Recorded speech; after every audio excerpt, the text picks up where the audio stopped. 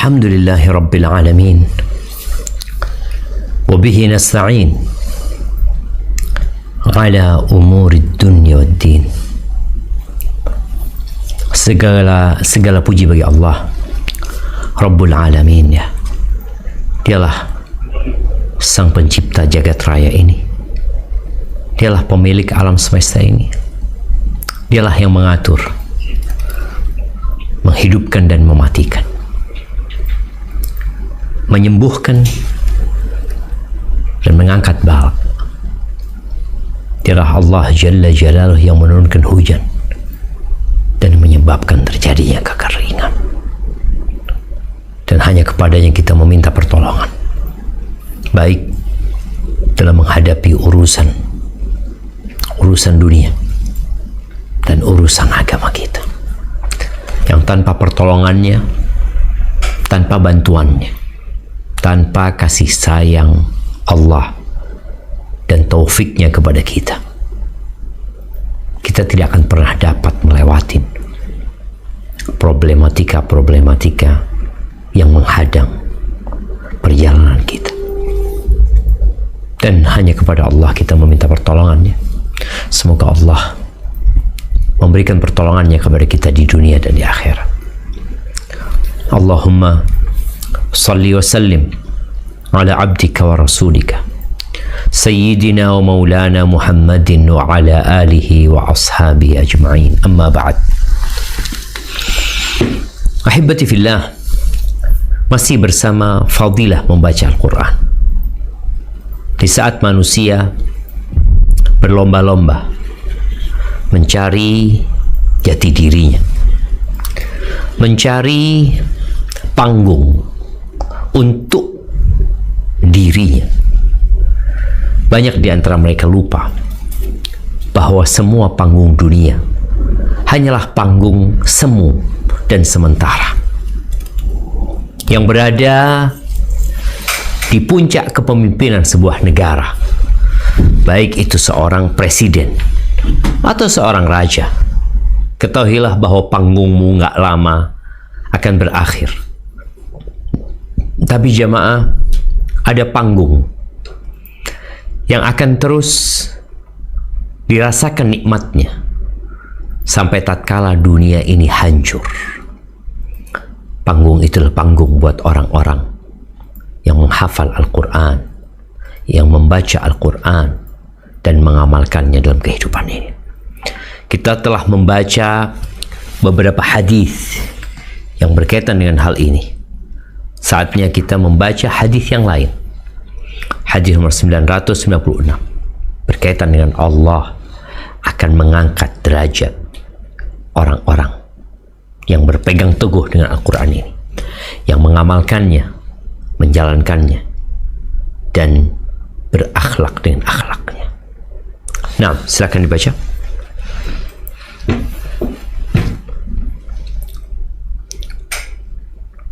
Bismillah. Hadis ke-996.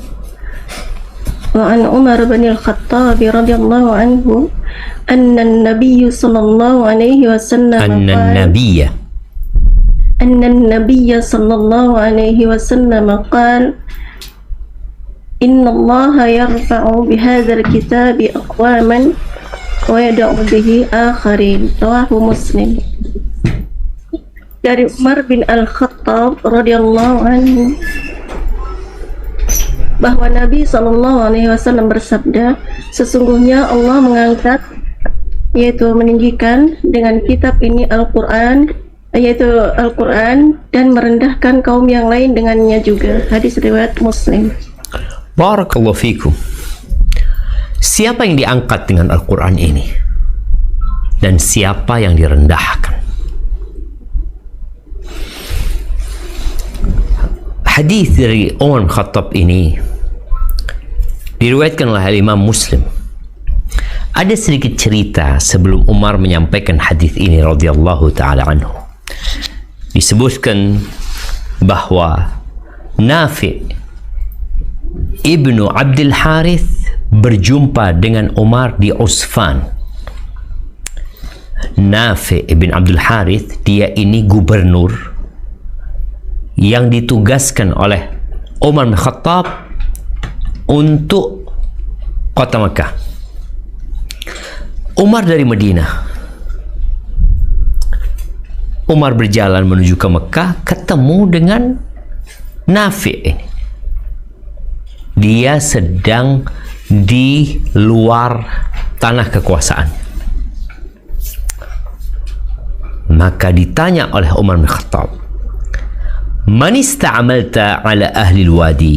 Siapa yang kau pakai untuk menggantikan dirimu mengurus ahli al-wadi, mengurusi Mekah nih. Mekah, negerinya orang-orang Quraisy, orang-orang yang Arab tulen, yang mereka hidup bertahun-tahun dengan nasab mereka, membanggakan diri mereka dengan kemuliaan dan kehormatan orang tua mereka. Ini budaya dan tradisi orang-orang jahili. Tapi setelah Islam tentunya berubah. Umar bertanya kepada Nafi, siapa yang kau pakai menggantikan posisimu di Mekah? Qala Ibnu Abza. Ibnu Abza. Umar nggak kenal sama orang ini. Maka Umar tanya, waman Ibnu Abza? Siapa Ibnu Abza itu? Yang engkau jadikan penggantimu itu siapa sebenarnya dia?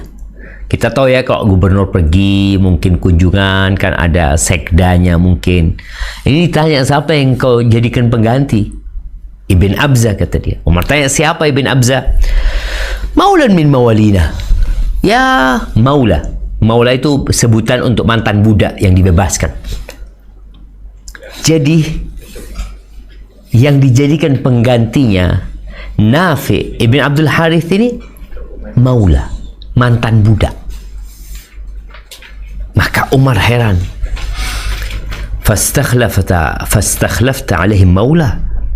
Engkau jadikan mantan budak sebagai penggantimu di Mekah. Yang diurus ini orang-orang Arab tulen. Ternyata yang mimpin ini maula. Biasanya orang Arab itu kurang respek kepada pemimpin yang bukan dari golongan mereka. Itu sebelum Islam. Tapi setelah Islam berubah. Mereka menerima siapapun yang ditetapkan menjadi pemimpin, ya harus taat dan nurut, patuh kepada pemimpin tersebut. Maka Umar heran, engkau jadikan penggantimu itu mantan budak. Maka kata Nafi Ibn Abdul Harith, innahu qari'un li kitabillahi azza wa jal wa innahu alimun bil faraid. Orang ini, wahai Amirul Mukminin, memang mungkin secara garis keturunan dia bukan dari bangsawan, bahkan dia mantan budak yang dibebaskan, tapi dia memiliki sebuah keutamaan. Dia memiliki sebuah kemuliaan yang tidak didapat dari nasabnya, tapi didapat dari Al-Quran. Dia, wahai Amirul Mukminin, qari' li kitabillahi azza wa jal. Dia hafal Al-Quran dan dia alim bil faraid. Dia sangat berilmu dalam urusan faraid, urusan ilmu waris. Lalu Umar mengatakan hadis yang baru saja kita baca. Qala Umar, amma inna nabiyakum sallallahu alaihi wasallam qad qala. Adapun kalau demikian, sesungguhnya nabi kalian telah bersabda. Apa sabdanya? Innallaha yarfa'u bihadzal kitabi aqwaman wa yadha'u bihi akharin. Sesungguhnya Allah mengangkat derajat suatu kaum dengan Al-Quran ini dan merendahkan derajat kaum lainnya dengan Al-Quran. Artinya, ini mantan budak bisa memimpin orang-orang yang secara nasabnya mungkin berdarah biru, mulia dan terhormat, tapi karena mereka nggak punya Al-Quran dan mantan budak ini punya Al-Quran, dia yang dipilih untuk mengganti. Ahibati fillah, kalau bicara siapa yang diangkat dan siapa yang direndahkan. Syekh bin Utsaimin rahimahullahu taala mengatakan, "Man amila bihadzal Qur'an," barang siapa yang beramal dengan Al-Qur'an ini, membenarkan berita-beritanya, melaksanakan perintahnya, menjauhi larangannya, berpetunjuk dengan petunjuknya, dan berakhlak dengan akhlak yang ada dalam Al-Quran, maka Allah akan mengangkat derajat dia di dunia wal akhirah. Allah akan mengangkat derajat di dunia dan di akhirat. Kenapa? Karena Quran ini adalah sumbernya ilmu. Dan Allah mengatakan, yarfa'illahu alladhina amanu minkum walladhina utul ilma darajat. Allah mengangkat derajat orang-orang beriman, dan yang dikasih ilmu diangkat beberapa derajat. Jadi Allah mengangkat di akhirat dengan cara ditempatkan di posisi yang tinggi di surga Allah Azza wa Jal. Bagaimana orang yang hafal Al-Quran dikatakan kepadanya, iqra warattil was'at, engkau baca, engkau tartilkan, dan engkau naiklah. Dan dia akan terus naik sampai akhir ayat yang dia baca. Adapun orang yang akan direndahkan dengan Quran ini adalah kaum yang membacanya, bahkan bacaannya bagus, tapi mereka sombong, mereka congkak, mereka tidak percaya dengan berita-berita yang ada dalam Al-Quran, mereka tidak beramal dengan hukum-hukum yang ditetapkan di dalamnya. Mereka mengingkari kalau datang kepadanya berita-berita tentang yang terdahulu, yang terjadi dengan mereka adalah meragukannya. Mereka sombong, mereka congkak, angkuh, dan tidak mau mengikuti. Ini yang akan direndahkan dengan Al-Quran. Maka apabila engkau ingin diangkat derajatnya, maka bacalah Al-Quran, fahami, kemudian amalkan. Bukan bacalah, kemudian tentang, lalu tinggalkan. Karena ada orang-orang yang membaca Al-Quran hanya dalam rangka menentangnya. Tapi orang yang mau menerima Al-Quran dan mengamalkannya, maka Allah akan mengangkat derajatnya.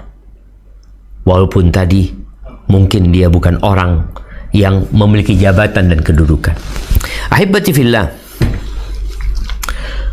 kalau kita melihat bagaimana Allah mengangkat derajat orang-orang yang berilmu, dikatakan Atha bin Abi Rabah. Atha bin Abi Rabah, dia adalah muridnya Ibnu Abbas radhiyallahu taala anhuma.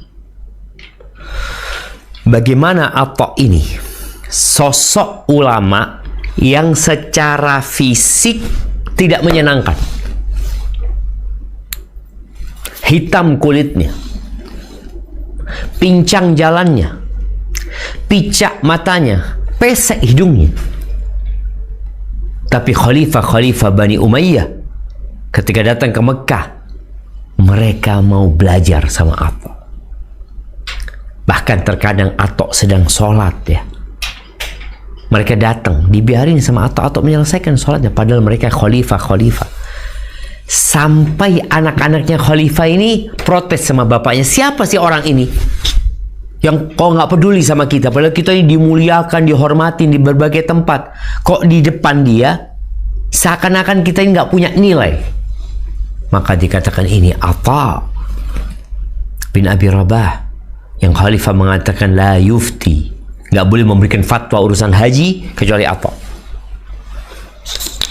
Kedudukannya begitu tinggi, bahkan lebih dari kerajaan dunia. Al-Imam Ibnu Katsir rahimahullahu ta'ala, disebutkan bahwa oleh Ibnu Katsir cerita Harun al-Rashid.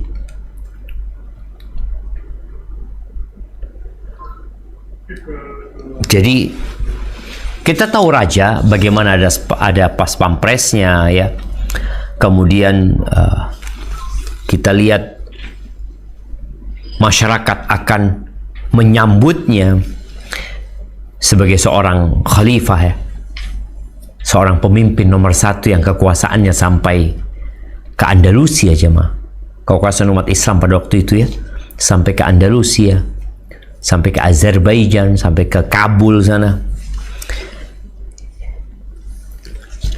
Disebutkan bahwa suatu hari Harun al-Rashid berada di Raqqah, di Syam sana, dan datanglah Abdullah bin Mubarak. Orang-orang itu keluar rumah yang menyambut Abdullah bin Mubarak, jalan di belakangnya sampai sandal-sandal mereka putus. Kemudian Ummu Walad al-Rashid, budaknya Harun al-Rashid, yang punya anak dari Harun al-Rashid ini, ibunya anaknya Harun al-Rashid, itu melongok dari balkonnya istana. Dia heran, ini ada apa, orang-orang ini kok pada berebut, berdesak-desakan menuju ke satu manusia. Faqila laha qadima rajul min ulama Khurasan. Ada salah satu ulama Khurasan yang datang, namanya Abdullah bin Mubarak. Maka orang-orang datang untuk menyambutnya. Perempuan itu berkata, hadza huwal mulk. Ini yang disebut dengan kerajaan. La mulk Harun al-Rashid, bukan kerajaannya Harun al-Rashid. Alladhi yajma'un nas alaihi bis-saut wal asa wal raghbati wal rahbah. Yang kalau dia mengumpulkan orang, maka orang itu harus diancam baru mau kumpul. Atau orang itu diiming-imingin hadiah baru mereka kumpul. Imma diancam, dipukul, imma dikasih hadiah. Sedangkan seperti Abdullah bin Mubarak nggak perlu apa-apa. Orang akan datang menyambut dan memuliakannya. Jadi barang siapa yang menerima Al-Quran dan mengamalkannya, maka dia akan diangkat derajatnya. Tapi kalau ternyata dia sombong dengan perintah-perintah Allah, tidak mempercayai berita-berita yang Allah sampaikan, maka siap-siap dia akan direndahkan oleh Allah Azza wa Jalla. Barakallahu fiik. Naam, tafadhal.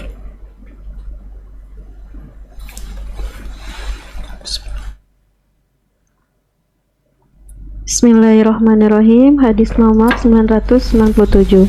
Wa an ibni Umar radhiyallahu anhuma anin nabiyyi sallallahu alaihi wasallam qala la hasada illa fi sunnatain rajulun atahu Allahul Qur'ana fahuwa yaqumu bihi ana al-laili wa ana an-nahar wa rajulun atahu Allahu malan fahuwa yunfiquhu ana al-laili wa ana an-nahar.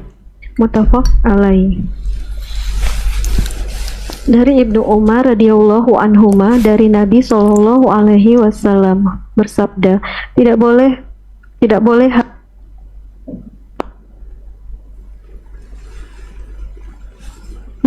hasad kecuali kepada dua orang.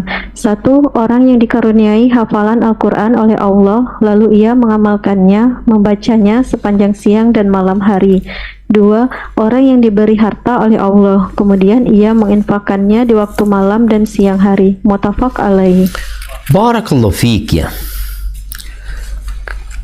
Hasad yang merupakan akhlak buruk ya. Sikap yang menjijikkan.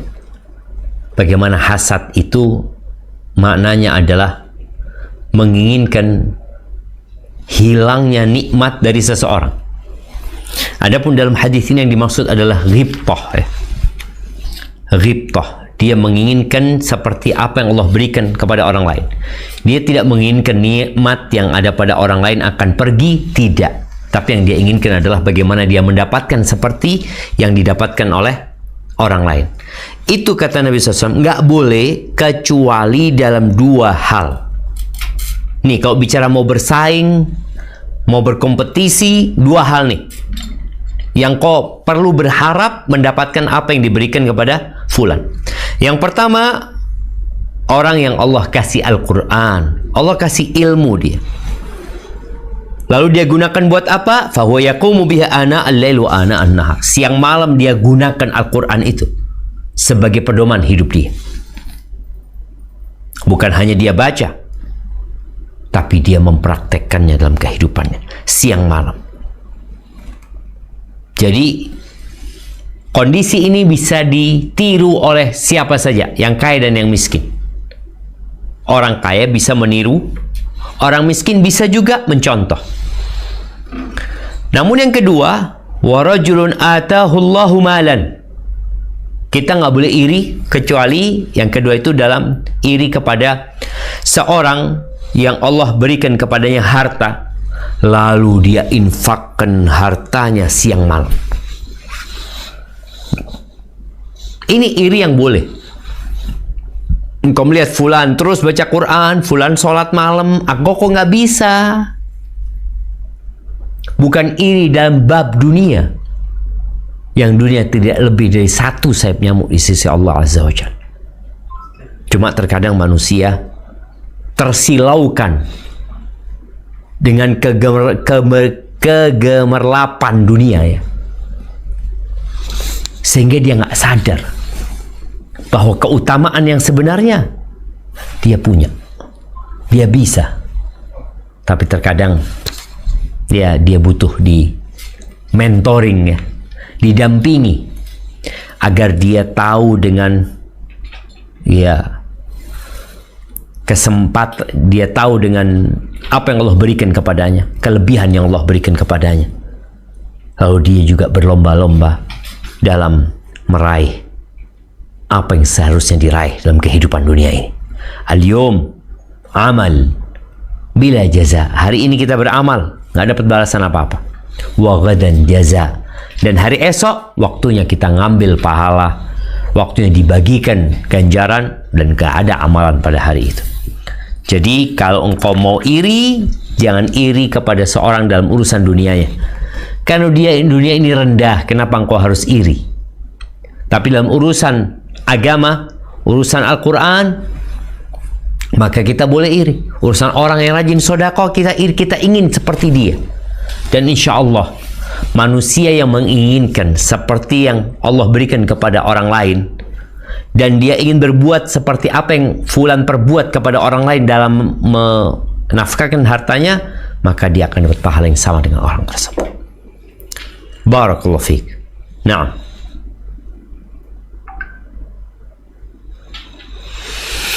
hadis nomor 998. Bismillahirrahmanirrahim. Wa 'anil Bara' ibni 'Azib. Wa 'anil Bara' ibni 'Azib. Nah. Wa 'anil Bara' ibni al-'Azib radhiyallahu anhuma qala kana rajulun yaqra'u suratal kahf wa indahu farasun marbutun bi syatanain fataghashathu sahabatun faja'alat tadnu wa ja'ala farasuhu yanfiru minha falamma asbaha atan nabiyya sallallahu alaihi wasallam fadzakara dzalika lahu faqala tilka sakinatu tanazzalat lil Qur'an muttafaq alaih. Artinya dari Al-Bara' bin Azib radhiyallahu anhu, dia bertutur, dahulu ada seseorang membaca surah Al-Kahfi sementara di sisinya ada seekor kuda yang mendekat kepadanya sehingga kudanya lari ketakutan. Esok harinya ia pun mendatangi Nabi Shallallahu Alaihi Wasallam dan menceritakan kejadian tersebut. Maka beliau bersabda, itu adalah as-sakinah yang turun karena dibacakan Al-Quran. Muttafaq alaih. Barakallahu fiik. Iya, ini cerita Al-Bara' bin Azib, bahwa ada seorang sahabat yang disebutkan dalam riwayat lain, sahabat yang dimaksud adalah Usaid ibn Khudair. Ketika itu dia membaca surat Al-Kahfi di malam hari, dan di sisinya ada kuda, karena memang kendaraannya orang dulu adalah kuda. Kalau sekarang motor taruh di rumah, taruh di garasi, dulu kuda. Dan disebutkan dia sedang sholat, membaca surat Al-Kahfi. Dan di situ ada anaknya yang ditaruh di dekat kuda itu. Tapi subhanallah, ada seperti lampu-lampu dari langit jemaah yang turun jemaah. Ketika itu turun mendekat, kudanya ketakutan, muter-muter kudanya. Maka di sini Usaid bin Khudair takut. Takut apa? Takut anaknya keinjak sama kuda. Karena kudanya kebingungan tatkala melihat ada cahaya yang turun. Akhirnya berhentilah Usaid bin Khudair membaca ayat itu, naik ke atas. Nanti baca lagi, turun lagi. Ketika pagi hari Usaid mendatangi Nabi alaihi salatu wassalam. Lalu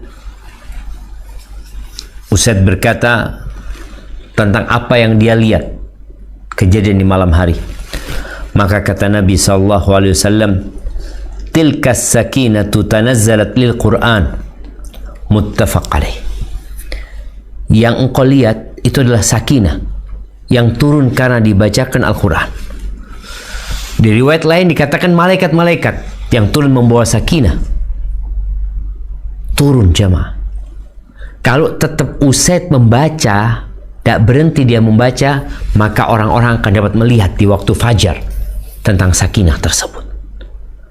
Dan kita juga tahu ketika seorang berkumpul di rumah, salah satu rumah Allah Azza wa Jal, yatluna kitab Allah wa yatadarasunahu fima bainahum, mereka membaca Al-Quran, mengkaji di antara mereka, illa nazalat alaihimus sakinah, melainkan sakinah akan turun meliputi mereka. Ini yang dilihat oleh Usaid bin Khudair nyata.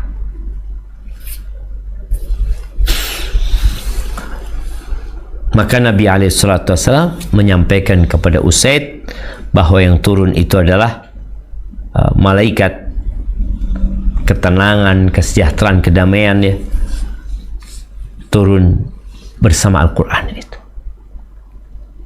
Maka jangan berhenti membaca Al-Quran. Dan kita tahu bahwa membaca Al-Quran di malam hari itu lebih utama daripada membaca Al-Quran di siang hari. Barakallahu fiik. Di sini juga disebutkan fadilah membaca surat Al-Kahfi, karena yang dibaca oleh Usaid pada waktu itu adalah surat Al-Kahfi. Naam, tafadhal.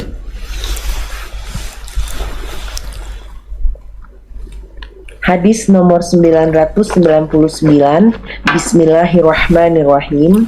Wa ani bin Mas'udin radhiyallahu anhu qala Rasulullah sallallahu alaihi wasallam, man qara'a harfan min kitabillahi falahu hasanatun wal hasanatu bi asyri amsalha, la aqul alif lam mim harfun walakin alifun harfun walamun harfun wa mimun harfun.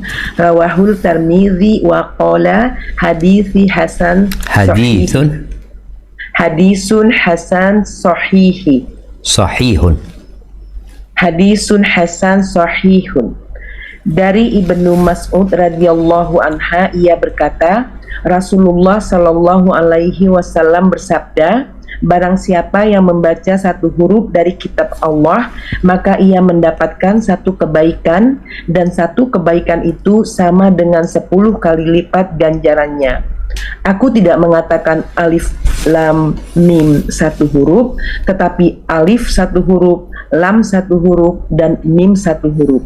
Hadis riwayat At-Tirmizi, dan ia berkata hadis hasan sahih. Barakallahu fiik. Jamaah rahimakumullah, awal ayat yang turun adalah Iqra. Dan ternyata membaca Iqra, membaca Al-Quran Al-Azim memiliki ganjaran yang begitu agung dan mulia. Beliau mengatakan kebaikan itu dilipat gandakan menjadi 10. Aku tidak mengatakan alif lam mim harf. Alif lam mim itu bukan satu huruf. tapi 3 huruf. Alif harf, lam harf, mim juga huruf. Jadi orang yang membaca alif lam mim mendapatkan 30 kebaikan. Berkaitan dengan harf ini, ada perbedaan pendapat di antara para ulama. Yang dimaksud dengan huruf ini adalah kata atau huruf hijaiyah. Karena sebagian ulama mengatakan enggak, ini kata yang dimaksud karena alif nggak dibaca a, tapi alif. Berarti jadi satu kata. Lam, lam, bukan la. Bacanya lam. Itu juga huruf. Mim juga huruf, tapi yang dimaksud kalimat ya. Jadi mereka ada pendapat yang pertama mengatakan yang dimaksud adalah kalimat, kata. Bukan kalimat ya, kata. Jadi barang siapa membaca satu kata, karena disebutkan alif lam mim, alif bukan a. Pendapat yang mengatakan bahwa yang dimaksud dengan huruf adalah huruf hijaiyah tadi lebih banyak yang mengatakan hal itu ya. Di dalam Al-Quran itu ada 320.015. Apa? Huruf. 320.015 huruf. Jadi orang yang membaca Al-Quran hatam, kalau ini maksud adalah huruf hijaiyah tadi, maka dia akan mendapatkan kurang lebih 3.200.015. Bayangin jemaah, dia dapat 3 juta lebih. Kalau 3 juta real atau dolar apalagi, bisa dibayangin berapa yang akan didapatkan. Namun Nabi SAW menguraikan bahwa alif itu huruf, lam itu huruf, mim itu huruf. Jadi keluarga yang mengkaji Al-Quran, membaca Al-Quran, maka hendaklah memperhatikan hal ini. Manapun pendapat yang rajih, apakah yang dimaksud dengan huruf itu adalah kalimat, kata-kata, atau yang dimaksud adalah huruf hijaiyah tadi. Yang jelas kita harus memperbanyak membaca Al-Quranul Azim. Gimana tidak, orang yang ingin dia 1 juta real, dia baca Al-Quran. Dan orang yang sudah terbiasa membaca Al-Quran, insya Allah dia dapat menghatamkannya di 6, di 7 kali. Maka kenapa kita mendapati berita bahwa Imam Syafi'i menghatamkan Al-Quran 60 kali di bulan Ramadan. Baik, sedangkan kalimat Al-Quran itu terdiri dari 77.439. Jadi kalau dikali 77.439 kata. Banyak jemaah. Kalau bicara berapa, nah, ya 770.439 kata. Ini yang ada di dalam Al-Quran. Jadi orang-orang kalau menghatamkan Al-Quran, maka tinggal dikali 10, dia mendapatkan 6. Iya, dia akan mendapatkan 770.439. Ini pahala yang agung sekali dengan amalan yang sebenarnya ringan amalan tersebut. Tapi terkadang amalan yang ringan itu jadi berat karena memang kita tidak meminta pertolongan kepada Allah Azza wa Jalla. Baik, kita lanjutkan. Barakallahu fiik.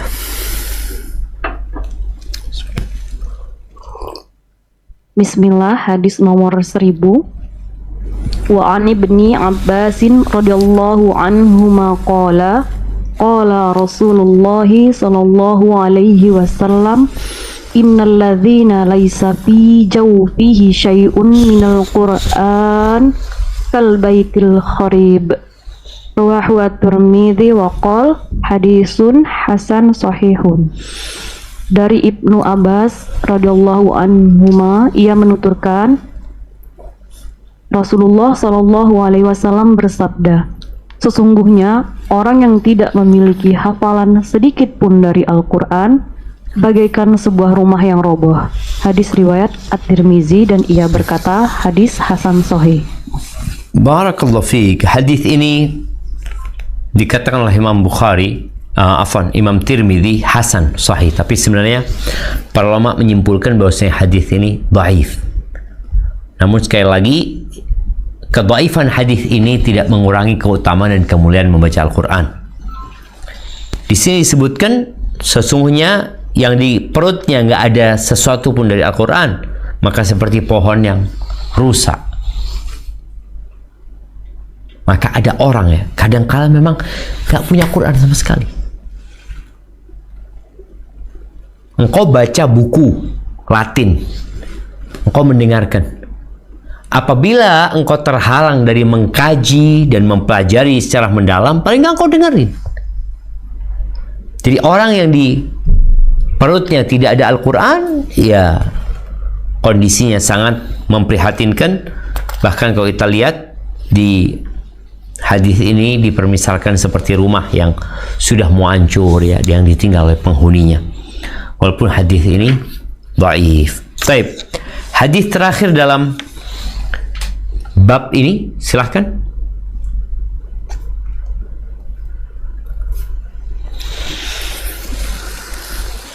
Hadis nomor 1001. Wa an Abdullah bin Amr bin al-As radhiyallahu anhuma. Anin Nabi sallallahu alaihi wasallam qala yuqalu li sahibil Qur'ani iqra wartaqi warattil kama kunta turattilu fid dunya fa inna manzilataka inda akhir ayatin faqra'uha. Rawahu Abu Dawud wa Tirmidzi wa qala hasanun sahih. Dari Abdullah bin Amr bin al-As radhiyallahu anhuma, dari Nabi Shallallahu Alaihi Wasallam bersabda, akan dikatakan kepada pembaca Al-Quran, bacalah, naiklah dan tartilkanlah sebagaimana kamu mentartilkannya waktu di dunia, karena tempatmu adalah pada akhir ayat yang kamu baca. Hadis riwayat Abu Dawud dan At-Tirmidzi, dia berkata hasan sahih.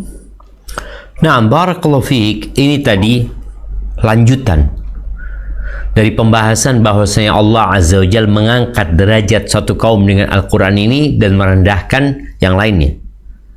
Di antara derajatnya akan diangkat di akhirat nanti, akan dikatakan kepada sahibul Quran.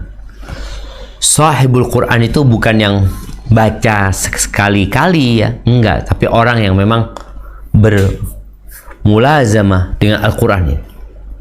Sahibul Quran dikatakan orang yang menghafal Al-Quran, yang rutin dia membacanya, mengkajinya, mengamalkan hukum-hukumnya serta beradab dengannya. Ini dikatakan sahibul Quran. Ada ungkapan mungkin lebih kepada qari ya, orang yang membaca Al-Quran. Apakah fadilah hadis ini berlaku juga untuk orang yang tidak hafal Quran, tapi dia suka baca, namun dia nggak hafal Quran? Dia habis sholat duha baca, habis sholat 5 waktu dia berusaha untuk membaca. Apakah orang ini disebut sahibul Quran? Ada khilaf di antara para ulama. Di antara mereka ada yang mengatakan bahwa yang dimaksud dengan sahibul Quran adalah orang yang rajin membaca Al-Quran dan mengamalkannya, walaupun dia nggak hafal, tapi dia rajin, dia baca satu, dia amalkan. Ini orang dikatakan sahibul Quran. Iya. Yang kedua, orang itu harus menghafal. Jadi fadilah ini hanya untuk penghafal Al-Quran. Soalnya kalau untuk yang membaca, semua orang pada baca. Tapi ini lebih dikhususkan buat orang yang memang menyisihkan waktu dalam hidupnya untuk menghafal Al-Quran. Akan dikatakan kepada dia, Iqra wartaqi, kau baca kau akan naik. Dan tartilkan bacaanmu sebagaimana engkau mentartilkan di dunia. Karena manzilatak, kedudukanmu adalah di akhir ayat yang engkau membacanya. Ahibati fillah, membaca Al-Quran di akhirat ini bukan taklif, bukan sebagai beban yang harus dilakukan oleh hamba, tapi sejatinya ini adalah sebagai apresiasi bagi orang-orang yang menghafal Al-Quranul Azim. Jadi ada yang mengatakan tadi ayat ini khusus buat penghafal Quran, ada yang mengatakan tidak, orang yang rajin membaca Al-Quran dan mengamalkannya insya Allah juga masuk dalam hadis ini. Ini kedudukan dia di akhirat nanti, di akhir ayat yang dia baca. Makanya para ulama menyebutkan bahwasanya di Al-Quran itu ada 6.000 ayat kira-kira. Orang bisa milih mana yang mau dia kaji, mana yang ingin dia sampaikan, tapi yang jelas berusaha untuk terus menghafal. Karena orang yang menghafal Al-Quran walaupun dalam kondisi capek, lelah, ini itu, dia pahala double.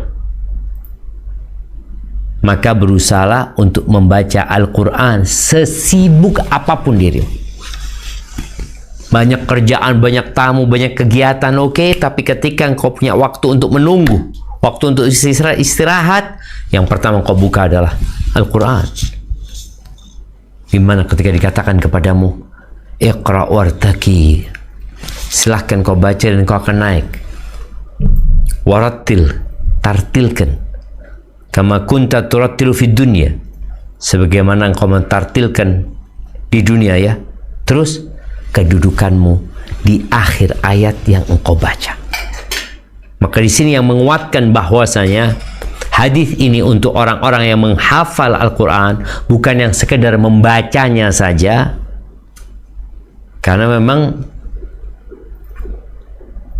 sekarang semua orang boleh jadi punya yang namanya Al-Quran, tapi nggak pernah dibaca, nggak pernah dibahas, nggak pernah disampaikan, baik via lisan atau via tulisan.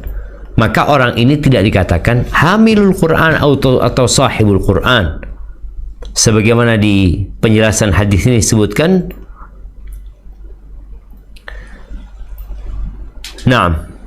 bahwasanya mengamalkan hukum-hukumnya serta beradab dengannya itu yang menjadikan orang dikenal dengan sahibul Quran. Ini orang sahibul Quran. Dari mana engkau lihat, dari mana engkau tahu? Engkau lihatlah, kau nanti akan takjub dengan diri. Barakallahu fiik, itu mungkin yang dapat kita kaji pada kesempatan kali ini berkaitan dengan diangkatnya derajat buat orang-orang yang hidup di muka bumi ini dengan fokus menghafalkan Al-Quran Al-Azim.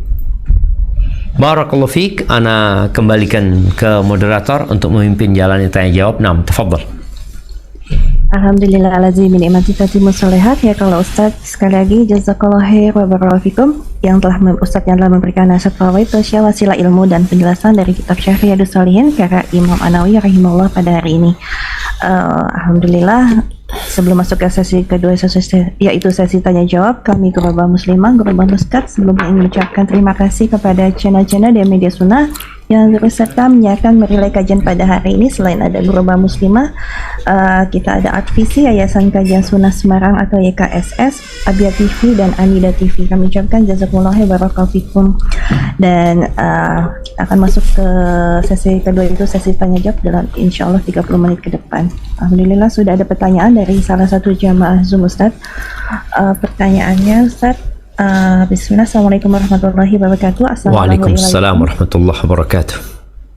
Dari Ukti Ayu, apa yang bisa dilakukan bagi mereka yang sakit, kondisi sudah tidak mampu membacanya sendiri, membaca Al-Quran mungkin maksudnya? Apakah diperdengarkan ayat-ayat Al-Quran melalui murattal atau dibacakan oleh orang lain, anggota keluarga misalnya? Demikian Ustaz pertanyaannya. Masya Allah. Naam ahibati fillah.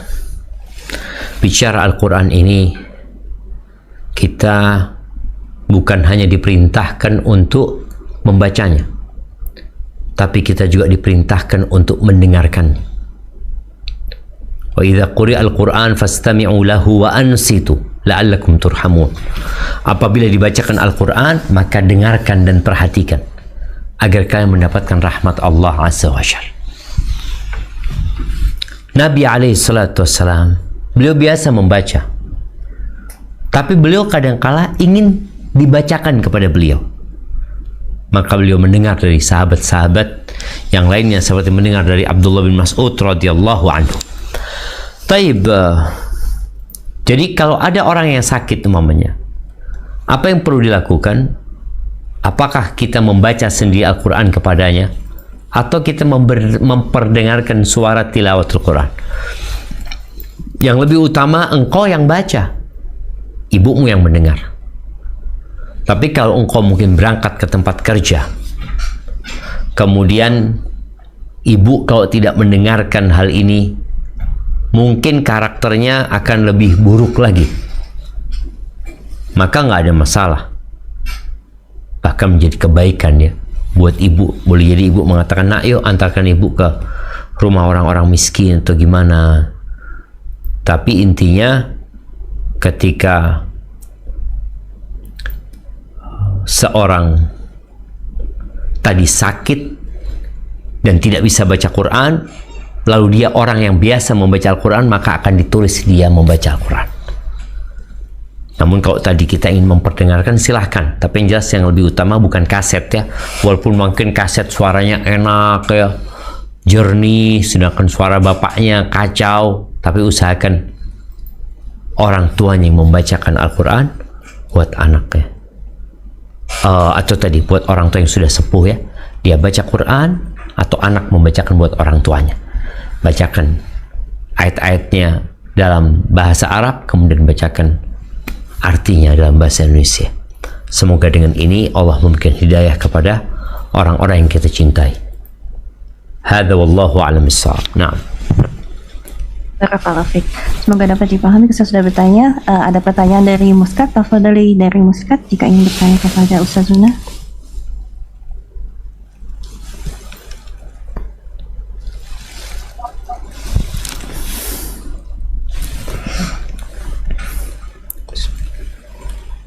Assalamualaikum warahmatullahi wabarakatuh. Waalaikumsalam warahmatullahi wabarakatuh. Ada 3 pertanyaan, Ustaz. Masya Allah, langsung 3 ini. Nah, tafadhali. Iya, yang pertama Ustaz, cobaan yang paling berat di saat mengaji atau menghafal Afwan, cobaan yang paling berat adalah mengantuk. Itu ya, bagaimana Ustaz? Ya, bagaimana cara Ustaz untuk menghilangkan ngantuk itu? Selalu, padahal sebelumnya udah segar-segar, udah mandi segala macam, baru 5 menit udah ngantuk. ngantuk waktu kajian ini? Enggak, mengaji di kamar. Oh, lagi mengaji. Lagi mengaji. Ya, kita udah serius nih, udah siap-siap, semua perlengkapan udah siap. Ternyata baru baca 5 menit itu udah ngantuknya berat banget Ustaz. Itu susah banget. Nah, mungkin Ustaz ada metode atau tips untuk menghilangkan ngantuk? Nah, ya, itu pertanyaan pertama. Sudah ada lagi, silakan. baik. Assalamualaikum warahmatullahi wabarakatuh. Waalaikumsalam warahmatullahi wabarakatuh. Wallah jamaah, ngantuk ini nikmat ya. Nikmat. Kalau orang nggak ngantuk langsung tidur, ya, apa yang akan terjadi? Ada banyak orang-orang bergelimpangan di jalanan. Ada banyak orang-orang bergelimpangan di majelis taklim, di kelas ya. Kalau ngantuk kan masih goyang-goyang, tapi kalau langsung tidur, nggak pakai ngantuk. Jadi orang kalau sudah mau tidur nggak pakai ngantuk, langsung tidur. Maka ngantuk ini termasuk nikmat Allah Azza wa Jalla, sehingga kita bisa, kalau ngantuk itu kan berasa sudah mau nyiapkan dirinya gitu ya. Dan Allah Azza wa Jalla ta'khudhuhu sinatu wa la naum. Allah nggak ngantuk dan tidak tidur. Kalau dikatakan bagaimana kita menghilangkan ngantuk, ini kondisi sekarang ngantuk, Ana dari tadi minum kopi ya. Kalau antum lihat sampai hampir habis kopinya, tapi ngantuknya nggak hilang-hilangnya. Apa yang harus dilakukan? Kadang-kala harus bergerak, harus pindah tempat. Mungkin baca Qur'annya nggak duduk, berdiri. Contoh habis subuh, ada orang habis subuh membaca Quran tapi ngantuk dia. Maka yang harus dilakukan adalah berjalan atau berdiri, pindah posisi. Jangan pindah posisi naik keranjang ya. Pindah posisi naik keranjang, bukan ngantuk tidur akhirnya dia. Tapi pindah posisi, cari tempat ya, dia jalan, ini itu, dia pegang Qur'annya, dia pegang. Jadi dengan bergerak biasanya ngantuk itu akan hilang. Tadi boleh jadi dengan mengkonsumsi minuman yang menghilangkan ngantuk, tapi ada orang yang memang ngantuknya parah. Ketika dia ngantuknya parah sehingga dia tidak sadar dengan apa yang dia ucapkan, tidur kata Nabi SAW. Namun tadi kalau ternyata enggak, Ustaz, ini memang kebiasaan, artinya perlu dilawan, ya silahkan dilawan. Salah satu cara melawannya tadi dengan berubah posisi, melakukan gerakan ya yang menyebabkan kita nggak ngantuk. Kemudian yang ketiga, kita memang subhanallah jamaah ya, hari ini Anda berpikir ya tentang berkahnya waktu. Orang kalau baca Quran, anggap dia baca Quran pakai HP, wallah waktunya berkah. Dia bisa menghitung per detik dari waktu dia, dan waktu itu seperti lambat. Dia baca ya Al-Quran, ternyata baru 5 menit, terus baca lagi, ternyata baru 7 menit, ternyata baru 10 menit. Coba nonton dengan HP ini, 1 jam hilang, engkau nggak merasa. Benar-benar orang itu waktunya nggak berkah tadi. Ketika gunakan untuk ketaatan, langsung berkah, terasa lama dan panjang. Maka tadi buat orang-orang yang ngantuk ya, usahakan kalau memang dia harus tidur. Tapi kalau ternyata enggak, memang kebiasaan ya, setannya datang membuat dia ngantuk.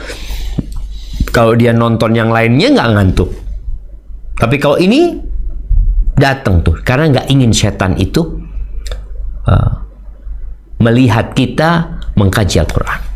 Maka banyak berdoa meminta perlindungan kepada Allah Azza wa Jalla agar diselamatkan dari godaan setan yang terkutuk, dan memohon kepada Allah hidayah dan petunjuknya, memohon bantuan kepada Allah Azza wa Jalla, minta bantuan sama Allah. Allahumma a'inni ala dzikrika wa syukrika wa husni ibadatik. Bantulah hamba ya Allah untuk berzikir mengingatmu, untuk bersyukur atas nikmat-nikmatmu, dan beribadah yang baik kepadamu. Hadza wallahu a'lam bis-shawab. Na'am. Barakallah. Ada pertanyaan dari Sentul. Tafadhali Sentul, bisa mengajukan satu pertanyaan dulu yang berkaitan dengan tema kita. Assalamualaikum Ustaz. Waalaikumsalam warahmatullahi wabarakatuh. Di bawah hadis yang terakhir tadi Ustaz, menunjukkan kalian semua adalah tidak akhiri ayatin taqra'uha. Nah, Itu dasarnya bagaimana Ustaz? Maksudnya kalau kita baca semakin banyak semakin tinggi kita, atau menunjukkan urutannya. Maksudnya kita udah baca dari depan sampai akhir, terus dari depan sampai akhir lagi sampai berapa kali gitu, atau bagaimana bisa tidak akhiri ayatin taqra'uha, akhir ayat yang kau baca. nah, barakallahu fiik. Ya, berkaitan dengan hadis ini, tadi kita sampaikan bahwa ada dua pendapat para ulama. Yang pertama yang dimaksud dengan hadis ini adalah orang yang menghafal Al-Quran, orang yang punya hafalan Al-Quran, seperti orang yang setoran hafalan. Dia akan membaca, oh hafal surat apa? Surat Al-Baqarah, sama surat Juz Amma, sama Al-Waqi'ah, sama Ar-Rahman, sama surat Yasin umpamanya, atau surat-surat yang lainnya, Al-Kahfi. Maka dia akan disuruh membaca nanti di akhirat itu, menyetorkan hafalan dia. Tapi ingat, menyetorkan hafalan dia bukan dalam rangka beribadah dia nantinya di sana. Enggak. Tapi untuk menetapkan kedudukan dia. Dan membacanya pun membaca dengan merasakan kelezatan membaca Al-Quranul Azim. Seperti penghuni surga, yulhamunat tasbih, mereka itu diilhami tasbih seperti nafas mereka. Jadi bukan disuruh beribadah lagi di sana, enggak. Karena pada hari itu adalah balasan dan bukan waktu beramal. Jadi kalau dikatakan di sini inda akhiri ayatin taqra'uha, tadi pendapat jumhur ulama berpendapat bahwa ini untuk yang hafal Al-Quran. Di akhir ayat yang kau baca, mau baik dia hafal Al-Baqarah sama Ali Imran, sudah dia baca, naik dia sampai terakhir dia, itu yang dia baca udah selesai, dia nggak bisa naik lagi, udah nggak ada lagi hafalan dia. Oleh karena itu sebagian ulama berpendapat bahwa jumlah derajat di surga itu sesuai dengan jumlah ayat Al-Quran. Dan ayat Al-Quran ini jumlahnya ya kurang lebih 6.000 ayat. Ya ada yang menambahkan beberapa 6.200 atau 6.000 puluhan, ya ada 6.100 umpamanya. Tapi yang jelas apabila seorang memiliki hafalan Al-Quran, maka di akhir ayat yang dia baca, yang dia setorkan, yang dia hafal, itu dia akan berhenti di sana nantinya. Bagaimana dengan yang tidak hafal Al-Quran? Walaupun ada sebagian ulama di antara Syekh bin Utsaimin mengatakan ada orang yang memang rajin baca Al-Quran, dia nggak menghafalnya, dia rajin baca, dia sahibul Quran. Sahib ini ingat bukan orang yang baca Quran sekali terus nanti nggak baca. Enggak, ini orang yang memang berusaha untuk menjadikan hidupnya bersama Al-Quran. Dia punya target 1 hari 1 juz. Kemudian dia baca, dia kaji, dia amalkan. Walaupun dia nggak hafal umpamanya. Insya Allah semoga dia tetap mendapatkan fadilah ini. Tapi pendapat jumhur bahwa ini untuk orang-orang yang menghafal Al-Quran. Dan akhir ayat yang dibaca adalah akhir ayat yang dia setorkan. Seperti itu. Wallahu a'lam bishawab. Nah. Bisa kalau Ustaz, barakallahu fiik. Alhamdulillah ini Masya Allah banyak sekali pertanyaan yang masuk. Mungkin kita persilakan dulu kepada yang sudah raise hand. Ukti Putri bisa menyampaikan pertanyaannya secara singkat, mengingat banyak sekali pertanyaan yang sudah masuk ke kami. Jazakillah khairan, Ukti Tias. Assalamualaikum warahmatullahi wabarakatuh, Ustaz. Waalaikumsalam warahmatullahi wabarakatuh. Nah, Hayakumullah ya Ustaz. Nah, Ustaz, afwan Ustaz, di sini Ana hanya ingin meminta nasihat Ustaz untuk 2 hal sekaligus. Yang pertama Ustaz, Ana kesulitan untuk mengamalkan yang namanya maqam musyahadah Ustaz. Pernah Ana dinasehati bahwa cukup anti membayangkan Allah di atas ars dan lain-lain. Tapi Ana kan juga punya keterbatasan Ustaz untuk memahami ayat-ayat yang Ana baca, karena Ana hanya terbatas pada juz 30 Ustaz. Mohon nasihatnya Ustadz supaya Ana juga bisa khusyuk, bisa menghayati yang namanya musyahadatus syifa Ustadz. Dan yang kedua Ustadz, mohon nasihatnya untuk sahabat Ana Ustadz yang ada di kajian Zoom ini Ustadz. Beliau tunanetra dan beliau sedang belajar Al-Quran Ustadz bersama Ana dengan Ustazah Ana. Beliau domisili di Jambi, namanya Ukti Nurul Aulia Sarah. Dan Ana sudah janji memperkenalkannya kepada Ustadz. Mohon Ustadz memberikan motivasi agar beliau lebih semangat lagi dengan keterbatasan beliau Ustadz. Jazakallahu khairan Ustadz wa barakallahu fiik. Assalamualaikum warahmatullahi wabarakatuh. Barakallahu fiik. Iya, berkaitan dengan maqamul musyahadah ya, derajat ihsan ya. Jadi kita tahu tingkatan beragama ini adalah al-Islam, al-Iman wal ihsan. Dan Rasul sallallahu alaihi wasallam ketika menyebutkan tentang ihsan itu, anta abudallah ka'annaka tarahu, engkau beribadah kepada Allah seakan-akan engkau melihat Allah azza wa jalla. Di mana seorang hamba itu beribadah kepada Allah seakan-akan dia melihat Allah dengan keagungannya. Allah itu maha pengasih, Allah itu maha penyayang, Allah itu maha indah, Allah itu maha terus. Makanya di sini pentingnya seorang untuk mengkaji asma'ullah al-husna. Dan di Al-Quranul Azim, orang yang membaca Al-Quran, dia akan mendapati di banyak ayat ditutup dengan nama-nama Allah Azza wa Jal, dengan perbuatan Allah, dengan sifat Allah, ya, dengan nama-nama Allah Azza wa Jal. Yang dengan itu, terus ketika dia tumbuhkan di hatinya, akan berasa dia benar-benar melihat Allah Azza wa Jal tadi dengan nama-nama dan sifat-sifatnya. Jadi kalau bicara bagaimana, ya tentu yang pertama kita berdoa memohon kepada Allah Azza wa Jal, dan kemudian banyak mengkaji tentang nama-nama Allah dan sifat-sifatnya, membaca Al-Quran. Kalau tadi dikatakan mungkin hafalnya juz amma, tapi bacanya jangan hanya juz amma, bacalah Al-Quran selalu dengan terjemahannya, dengan tafsirnya, dan memohon kepada Allah Azza wa Jal. Maka kita berdoa, Allahumma a'inni ala dzikrika wa syukrik wa husni ibadatik. Husni ibadatik ini maqam ihsan, ya, beribadah yang baik kepada Allah Azza wa Jal.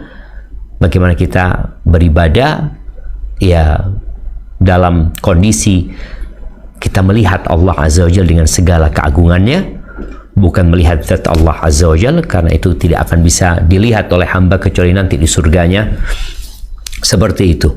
Adapun berkaitan dengan, ya, saudara-saudara kita yang berkebutuhan khusus, ya. Kalau tadi ada yang tunanetra mungkin, yang tidak melihat, ya, yang Allah Azza wa Jalla apabila memberikan ujian kepada hambanya dengan mengambil kedua matanya, lalu dia berihtisab, berharap pahala dari Allah Azza wa Jalla, maka Allah tidak akan memberikan kepadanya kecuali surga Allah Azza wa Jalla. Dan keterbatasan itu boleh jadi nikmat. Al-Imam Syafi'i mengatakan, minal ismati an la tajid, termasuk penjagaan Allah adalah kondisi engkau tidak mendapatkan apa yang kau inginkan. Penjagaan Allah. Seperti orang tahu-tahu dia berencana untuk ke tempat hiburan umpamanya. Dia sudah naik motornya, berangkat. Tahu-tahu motornya rusak di jalan. Itu boleh jadi penjagaan Allah kepada dia supaya dia nggak ke tempat maksiat tadi. Dan boleh jadi ada orang yang Allah tidak berikan mata kepadanya. Itu juga penjagaan Allah kepada dirinya, agar dia selamat dari fitnah yang ada. Kita tahu kisah Khadir ketika merusak kapal itu penjagaan juga supaya nggak diambil oleh raja-raja. Tapi sebagian orang berpikir, oh itu pengerusakan. Iya, secara kasat mata merusak, tapi untuk menyelamatkan.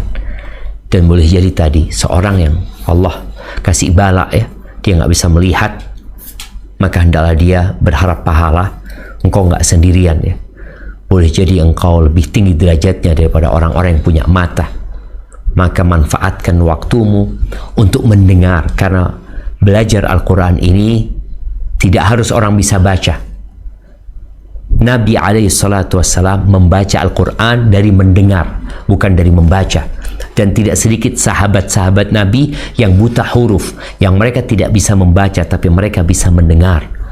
Maka biasanya orang yang buta Allah berikan kepada kelebihan di pendengaran.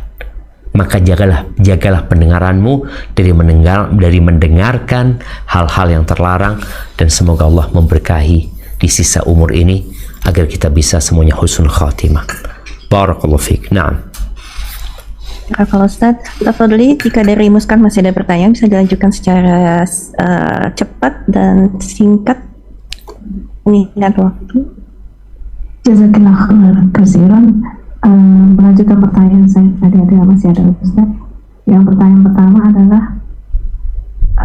apakah Ustaz punya tips atau cara yang mudah menghafalkan Al-Quran, berhubung karena umur sudah 50 tahun tidak mudah, udah diulang-ulang hafal, tapi terkadang yang udah hafal juga lupa.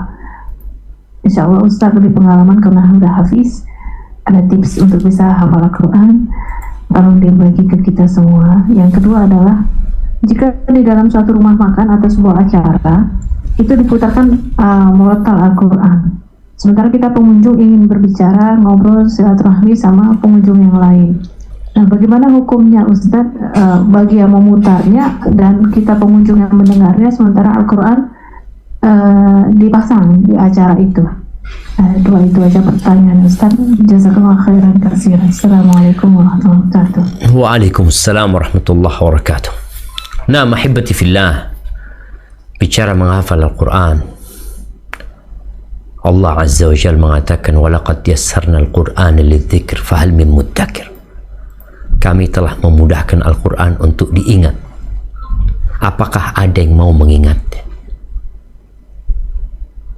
Sebagian kita putus asa karena umur yang sudah berlanjut, sudah lanjut usia. Sebagian karena kesibukan.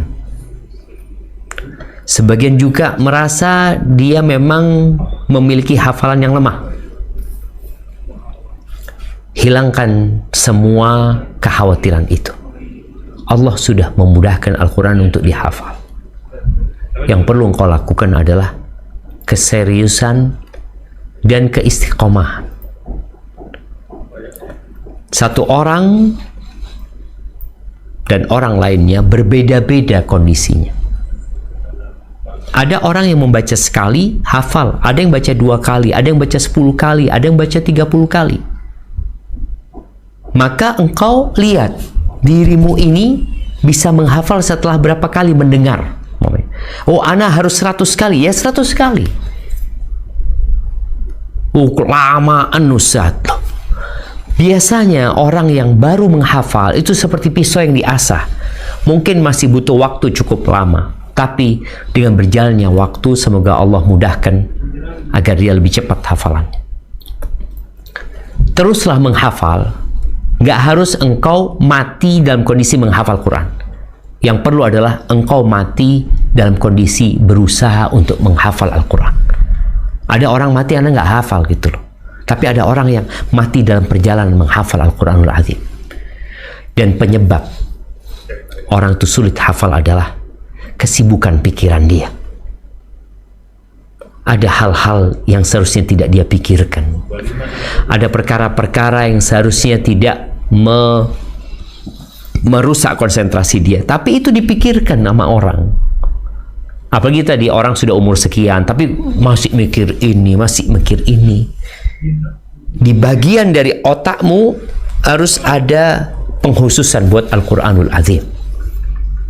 Tapi kalau engkau banyak ngurusin urusan dunia dan Quran ini hanya sampingan, ya pantas. Yang namanya sampingan kalau ada waktu. Hindarin dosa juga karena termasuk yang menghalangi. Lalu cari waktu. Khususkan waktu yang memang fresh, seperti umpamanya sebelum subuh atau setelah subuh ya. Biasanya orang seger ya, udah istirahat sehingga bisa lebih fokus baca Al-Quran ya. Kemudian kalau baca Quran, sebagian ulama mengingatkan atau menghafal Quran jangan di tempat yang banyak pengganggunya, baik itu mata. Orang menghafal umpamanya di alam terbuka, ngelihat bunga ini, ngelihat langit, ngelihat ini, bukan tambah hafal, tambah buyar hafalannya. Kadang-kadang kau butuh tempat yang sempit, yang di situ kau bisa lebih khusyuk menghafal Al-Quran. Kemudian sebelum menghafal, tolong setorkan dulu bacaanmu. Kalau mau menghafal ini, setorkan dulu bacaannya kepada orang yang sudah bagus bacaannya. Kenapa? Kalau engkau salah, memperbaiki kesalahan yang sudah dihafal itu sulit. Makanya sebelum menghafal, benerin dulu bacaannya. Lalu yang sudah engkau hafal, bacalah dalam sholatmu ya. Setorkan kembali. Dan Quran ini harus terus dimurojaah. Jangan dipikir orang-orang yang hafal Quran itu mereka sudah selesai, sudah hafal kemudian nggak murojaah, hilang jemaah. Walaupun dia pernah hafal 30 juz. Itu imam-imam Masjidil Haram, Masjid Nabawi, itu sebelum sholat tarawih, sebelum jadi imam, mereka murojaah dulu. Kita yang seperti ini apalagi seharusnya lebih sering murojaahnya. Ya, itu berkaitan dengan Al-Quran. Terus pertanyaan kedua tadi, oke. Bagaimana tak kala di satu tempat disetelkan Al-Quran ya oleh mereka? Ya, kalau kita mau mendengarkan itu tafadhol. Tapi kalau memang enggak, itu bukan ditujukan buat kita. itu disetel buat umum. Mungkin ada orang yang sedang tidak berbicara, mungkin ada orang yang sedang tidak sibuk, maka daripada dia melamun, dia mungkin mendengarkan Al-Quranul Azim. Boleh jadi memang ada tujuan tertentu buat orang-orang tersebut ya. Maka ya fadl, yang mungkin ada rencana untuk berbicara, silahkan dia melanjutkan pembicaraannya. Apalagi ini hanya bukan orang ngaji ya, tapi adalah murattal yang disetel. Beda dengan orang yang ngaji, memang dia baca buat kita, ya kita wajib dengerin gitu loh. Orang dia membaca buat kita yang hadir. Tapi kalau ini disetel, memang ya semoga ada yang mendengarnya. Makanya sebagian ulama ya tidak menganjurkan ya orang itu bekerja di rumah seperti ibu-ibu ya, kerja sambil nyetel murattal ya. Ada sebagian mengatakan, loh, engkau kerja mungkin pikiranmu sibuk. Tapi sebagian ulama enggak ada masalah. Engkau setel itu, boleh jadi engkau nanti akan mendengarkan walaupun sedikit-sedikit, itu lebih baik daripada tidak mendengarkan sama sekali. Hadza wallahu a'lam bissawab. Nah. Kalau Ustaz, dengan sisa waktu mungkin 3 pertanyaan lagi boleh Ustaz? Tafadhal, barakallahu fik. Barakallah. Tafadhali Uktiras bisa membacakan pertanyaan dari jamaah Zoom. Baik ya, berikut pertanyaan dari salah satu jamaah Zoom. Ustaz, Assalamualaikum Ustaz. Waalaikumsalam warahmatullahi wabarakatuh. Semoga keberkahan Allah menyertai Ustadz dan keluarga. Izin bertanya, sekarang ini banyak sekali fenomena acara menghafal Quran untuk anak-anak. Banyak diantaranya yang menjadi termotivasi untuk menghafal Al-Quran. Semisal anak-anak kita juga mengikuti syiar dengan medsos atau hal seperti ini, bagaimana membersamai mereka? Apakah hal tersebut termasuk riya, Ustaz? Gimana? Jika hal Afwan. Jadi anak-anaknya juga termotivasi karena mengikuti acara-acara hafalan Al-Quran di TV misalnya, seperti itu, Ustaz. Nah. Saya khawatir jika hal ini dapat merusak pahala. Mohon nasihatnya, Ustaz. Barakallahu fiik. Na'am ahibati fillah. Innamal a'malu binniyat. Wa innama likulli imri'in ma nawa. Amalan itu harus ada niatnya, dan semua orang akan mendapatkan apa yang dia niatkan. Memotivasi anak untuk mengikuti sebuah perlombaan umpamanya bagus, tapi jangan sampai anak itu dimotivasi menghafal Al-Quran untuk itu. Maka pentingnya orang tua tadi menceritakan tentang hakikat dunia ini, tentang bagaimana fadilah membaca Al-Quran di dunia dan di akhirat. Seperti apa fadilah di dunia, seperti apa fadilah di akhirat ya. Sehingga anak itu punya niat yang banyak sekali untuk mendapatkan kebaikan dunia dan akhirat. Karena memang tadi, kalau tujuannya untuk cari duit, kalau tujuannya ya untuk berbangga-banggaan, ya nggak ada gunanya. Orang tua juga sama. Ketika dia sebutkan, nih anakku sudah hafal Quran, ini seperti itu. Yang penting itu adalah mengamalkannya nanti setelah menghafalnya. Jadi niatnya harus dijaga. Kalau kita khawatir, oh kayaknya bahaya, ada orang-orang yang suka panggung, umpamanya. Oh bahaya kalau dia ikut. Ya nggak usah ikut kalau kita khawatir dengan niat dia. Tapi kalau enggak, insya Allah anak ini sudah, apalagi anak-anak kecil umpamanya, dia yang memang ghair mukallaf sebenarnya, belum baligh, dia dibimbing untuk bisa menghafal Al-Quran, dan nanti ketika dia sudah hafal akan dipahamkan Al-Quran ini, maka insya Allah nggak ada masalah. Hadza wallahu alam bissawab. Nah. Barakallahu fiik, dipersilakan bagi yang sudah raise untuk Mbak Emma bisa bertanya kepada Ustaz Suna secara singkat. Tafadhali Mbak Emma. Bismillah. Assalamualaikum Ustaz. Waalaikumsalam warahmatullahi wabarakatuh. Assalamualaikum Ustaz. Izin bertanya, kalau kita lupa harokah dalam bacaan Al-Quran ketika sholat, apakah itu mengharuskan kita sujud syahwi ya Ustaz?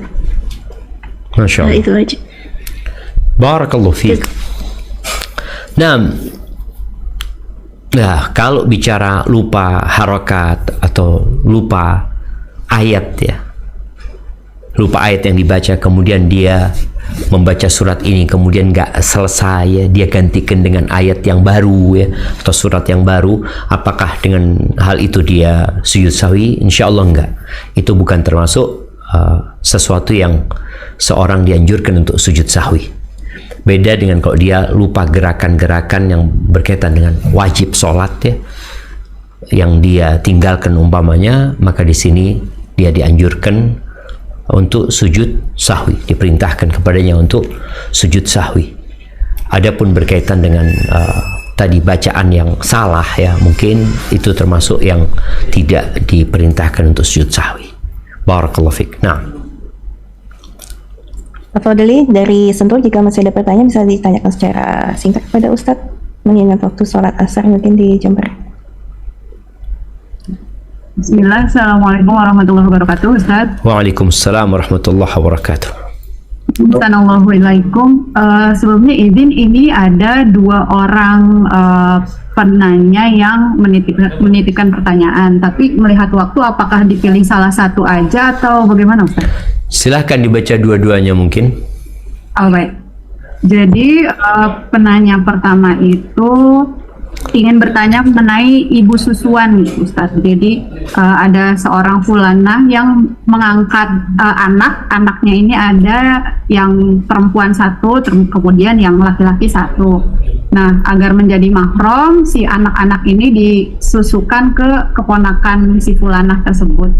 Nah, dengan harapan supaya bisa menjadi mahram gitu. Nah, tapi saat itu belum tahu ketentuannya berapa kali harus disusukan. Jadi anggapannya udah kenyang, udah. Nah, tapi saat ini anak yang Ikhwan itu sudah hampir balik dan ternyata si fulanah ini baru tahu ternyata ada ketentuannya harus 5 kali dan sampai kenyang gitu, Ustaz. Nah, jadi statusnya si anak ini bagaimana gitu? Yang dulu bagaimana status susuannya gitu? Apakah berlaku atau enggak gitu? Kemudian penanya yang kedua itu bertanya mengenai sholat sunnah yang 4 rakaat. Nah, itu bagaimana cara melakukannya? Apakah langsung 4 rakaat atau ada tahiyat awalnya gitu? Terus kemudian apakah bacaan suratnya itu dengan apa, setelah Al-Fatihah ada bacaan surat seperti biasa atau tidak gitu, Ustaz? Kemudian mengenai satu lagi dari penanya yang kedua ini ada mengenai iqomah untuk jamaah yang perempuan. Jadi kalau ada akhwat berjamaah itu bagaimana iqomahnya gitu? Apakah harus dilantunkan dengan keras sebagaimana ikhwan kalau berjamaah atau cukup lirih saja gitu, Ustaz? Kira-kira begitu. Barakallahu fiik. Nah, berkaitan dengan yang pertama, ya kalau memang sudah tidak terpenuhi syarat dan ketentuan penyusuan itu, maka dia tidak menjadi anak susu. Walaupun ada khilaf di antara para ulama berkaitan dengan menyusui ketika anak itu sudah besar. Ada pendapat dari Aisyah radhiyallahu taala anha bahwasanya nggak ada masalah penyusuan di waktu anak itu besar ya, karena kondisi umpamanya. Tapi kalau memang kondisinya tidak mendesak, Anda rasa tidak perlu mengikuti pendapat penyusuan ketika anak itu sudah lewat dari 2 tahun ya. Karena memang pendapat jumhur ulama untuk yang berumur di bawah 2 tahun penyusuan itu dan 5 kali penyusuan. Adapun yang kedua berkaitan dengan sholat sunnah ya. Iya. Sholat sunnah yang dilakukan 4 rakaat ya. Apakah sholat sunnah itu 4 rakaat full? Maka boleh 4 rakaat full ya. Seperti sholat tarawih yang 4 rakaat, dan boleh dengan ada tasyahud awal, tapi yang lebih utama adalah mungkin nyambung. Namun para jamaah, kalau dilihat hadis-hadis Nabi SAW yang lebih umum adalah sholat sunnah itu 2-2. Sholat sunnah itu dua-dua. Barakallahu fiik. Adapun bicara apakah dianjurkan untuk qomat bagi wanita di antara mereka sendiri ketika mereka sholat berjamaah dengan suara lantang atau lirih, suaranya yang penting tidak perlu terlalu keras dan didengar oleh orang yang jauh. Yang penting orang-orang yang sekitarnya mendengar bahwasanya sholat sudah ditegakkan. Seperti itu. Hadza wallahu a'lam bissawab, ya. Itu yang dapat ana sampaikan, kurang lebihnya mohon maaf. Yang benar dari Allah Azza wa Jal, yang salah dari diri ana pribadi, Allah dan Rasulnya terbebaskan dari kesalahan itu. Sampai berjumpa kembali. Subhanakallahumma bihamdika asyhadu an la ilaha illa anta astaghfiruka wa atubu ilaik. Ana mohon undur diri. Wassalamualaikum warahmatullahi wabarakatuh.